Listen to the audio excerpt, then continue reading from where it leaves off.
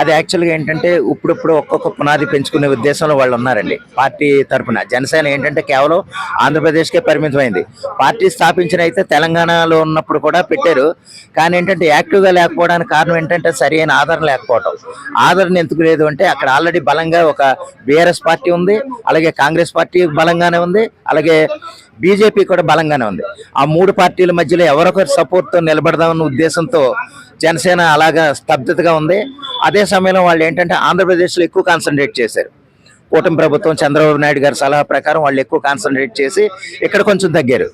అప్పుడు ఏంటంటే ఇప్పుడు ఎలాగుందా పరిస్థితి ఏంటంటే ఆంధ్రప్రదేశ్లో కూడా అనూహ్యమైన విజయం పొందిన తర్వాత తెలంగాణలో కూడా వాళ్ళ సహచర కూటమి భాగస్వామి ఎవరంటే బీజేపీ. బీజేపీ కూడా తెలంగాణలో బలంగా ఉంది కాబట్టి బీజేపీతో జత కలిస్తే గనక తెలంగాణలో కూడా పాగేయచ్చు.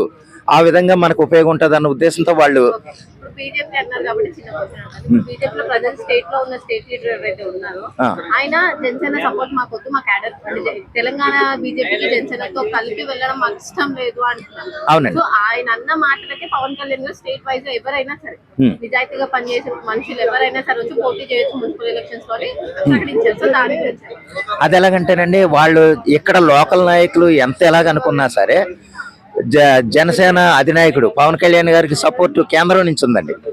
డైరెక్ట్ మోడీ గారి నుంచి ఆయనకి సపోర్ట్ ఉంది. అందువల్ల అల్టిమేట్ గా మోడీ గారు చెప్పింది లేకపోతే బీజేపీ అధిష్టానం చెప్పిన ప్రకారం వీళ్ళు నడుచుకోవాలి తప్ప ఆయన సహాయం మాకు అవసరం లేదు, ఆయన సపోర్ట్ మాకు అవసరం లేదని ఈయన లోకల్ మాటలు లేదా లోకల్ లీడర్ మాట్లాడిన మాటలకి చెల్లుబాటు అయ్యే విషయం కాదనేది నా ఉద్దేశం. ఎందుకంటే అధిష్టానం నుంచి వచ్చిన ఆర్డర్నే అల్టిమేట్ గా ఫాలో అవ్వాలి తప్ప మాకు అవసరం లేదు, ఆయన సపోర్ట్ మాకు అవసరం లేదని ఇక్కడ ఏదో అనొచ్చు. కానీ తర్వాత అధిష్టానం నుంచి వచ్చే పిలుపు మేరకు ఆయన మళ్ళీ ఆ మాట మాట్లాడడానికి లేదనేది పవన్ కళ్యాణ్ గారికి తెలుసు. ఇక్కడ అలా మాట్లాడిన నాయకుడికి తెలుసు.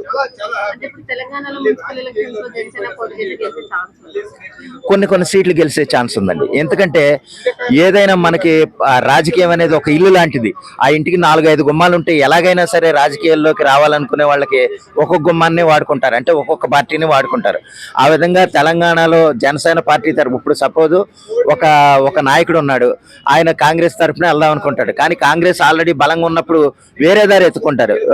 జనసేన కొత్తగా వస్తుంది కదా, ఆ పార్టీలో చేరి మన రాజకీయాన్ని మనం పరీక్షించుకుందాన్న ఉద్దేశంతో అలా రాజకీయంగా ఎదిగి జనసేన పార్టీ తరఫున ఆయన పోటీ చేసి ఒక విధంగా గెలిస్తే అది కొంత ఉపయోగం, పార్టీకి ఉపయోగం ఉంటుంది, లోకల్గా ఆయనకు కూడా వ్యక్తిగతంగా ఉపయోగం ఉంటుంది అనేది ఉద్దేశం. అయితే ఏంటంటే ఇక్కడ ఆ విధంగా పార్టీలో పాల్గొనే వాళ్ళు ఉండి పోటీ చేసే వాళ్ళు ఉంటేనే పార్టీ పెరుగుతుంది. దానికి తగ్గట్టుగా అధిష్టాన నాయకుడు అంటే పవన్ కళ్యాణ్ గారు కూడా విస్తృతంగా తిరిగి పార్టీని బలోపేతం చేస్తారని కూడా నేను అనుకుంటున్నాను. అవునండి.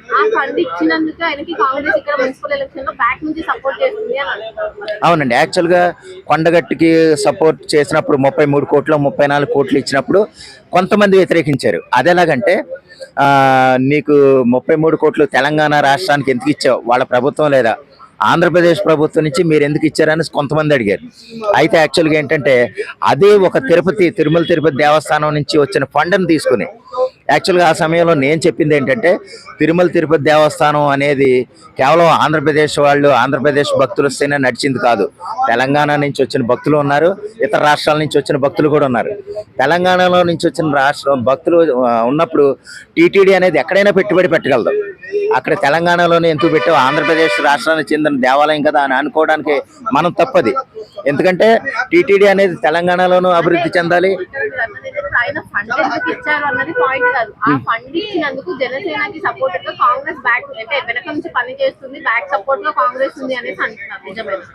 నిజమేనంటేనండి ఇండైరెక్ట్ గా ఉండొచ్చు. ఎందుకంటే కూటమి ప్రభుత్వానికి సానుభూతి పడే ఎవరంటే రేవంత్ రెడ్డి గారు. అది ఖచ్చితంగా అందరికీ తెలిసింది. ఎందుకంటే మన నారా చంద్రబాబు నాయుడు గారి శిష్యుడు గారు కాబట్టి. మనం ఉన్నప్పుడు రేవంత్ రెడ్డి కాంగ్రెస్లో ఉన్న రేవంత్ రెడ్డి నారా చంద్రబాబు నాయుడు గారి శిష్యుడు, అందులో సమస్య లేదు, ఇది అందరికీ తెలిసిందే. యాక్చువల్గా కాంగ్రెస్లోకి వెళ్ళటానికి కూడా రేవంత్ రెడ్డి గారి కాంగ్రెస్ పార్టీలోకి వెళ్ళటానికి కూడా చంద్రబాబు నాయుడు గారి సలహా ప్రకారం వెళ్ళారనేది నా ఉద్దేశం. అయితే ఆ విధంగా సపోర్ట్ వచ్చిందంటే కనుక ఈ ఇంటర్నల్గా జరిగే మాటలు లేదా చర్చలను బట్టి జరుగుతుంది. ఆ విధంగానే రేవంత్ రెడ్డి గారు కూటమి ప్రభుత్వానికి లేదా జనసేన నాయకుడికి పవన్ కళ్యాణ్ గారికి సపోర్ట్ ఇచ్చి అక్కడ ఏ వివాదాలు లేకుండా చూశారన్నది నా ఉద్దేశం. కొండగట్టికి ఆ 33 కోట్లు ఇచ్చిన ఆ ఏ వివాదాలు లేకుండా జరగడానికి కారణం అదే. కొంతమంది ఎవరు వైసీపీ నాయకులు ఆడలేదు. మున్సిపల్ ఎలక్షన్స్ లో జనసేన పార్టీ గెలవడానికి కాంగ్రెస్ సపోర్ట్ బలంగా ఉంటుంది అని అంటున్నారు. కాంగ్రెస్ పార్టీ బలంగానే ఉండొచ్చండి. ఈ మాట ఎందుకంటున్నానంటే యాక్చువల్గా మున్సిపల్ జనసేనకు సపోర్టు యాక్చువల్గా కూటమి ప్రభుత్వంలో ఉన్న తెలుగుదేశం పార్టీ, బీజేపీ, జనసేన ఈ 3 కలిస్తే కూటమి. కానీ కూటమి ప్రభుత్వానికి సానుభూతిగా ఉన్నది మాత్రం ఇక్కడ కాంగ్రెస్ ప్రభుత్వం. ఆ విధంగా సపోర్ట్ ఉంటుందని నేను అనుకుంటున్నాను. ఆ విధంగా రేవంత్ రెడ్డి గారు సపోర్ట్ ఉంటుంది అనుకుంటున్నాను తప్ప వేరే రాజకీయ ఉద్దేశాలు అయితే ఏముండవు. ఎందుకంటే ఆటోమేటిక్గా టీఆర్ఎస్ పార్టీ వ్యతిరేకిస్తుంది, బీజేపీ సపోర్ట్ ఉంటుంది, అది మాట్లాడరు ఎందుకంటే స్తబ్దతగా ఉన్నారు. కాంగ్రెస్ ప్రభుత్వం ఈ విషయం వరకు సపోర్ట్ చేస్తారు. అదేంటంటే బహిరంగంగా సపోర్ట్ ఉండదు.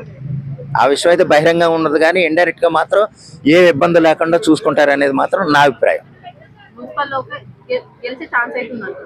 కొన్ని సీట్లు అయితే వస్తాయమ్మా. ఎందుకంటే పెట్టగానే ఇప్పుడు సపోజ్ మనకు 100 సీట్లు ఉంటే కనుక ఒక 30%, 25 to 30% సీట్స్ వచ్చే అవకాశం ఉంది బలమైన నాయకులు నిలబడితే. ఆ విధంగా సపోర్ట్ ఉండొచ్చు. అంటే అలా కొంతగా పార్టీని బలోపేతం చేసుకుంటారన్న ఉద్దేశం అయితే నాకుంది. ఒకవేళ పోటీ చేసి ఇదైతే కనుక బీజేపీ సపోర్ట్ కూడా ఉంటుంది అనేది నా ఉద్దేశం. జనసేన స్టేట్ వైజ్ గా తెలంగాణలో మొత్తం స్టేట్ వైజ్ గా మున్సిపల్ ఎలక్షన్స్ కి పోటీ చేస్తుంది. దాని వెనకాల కాంగ్రెస్ గవర్నమెంట్ ఉందని చెప్పేసి చాలా మంది అంటున్నారు. దాని గురించి ఏమంటారు? ఇగో ఎన్నో మొత్తుకుంటారు. జనసేనకి కాంగ్రెస్ గవర్నమెంట్ కి సంబంధం ఏంది?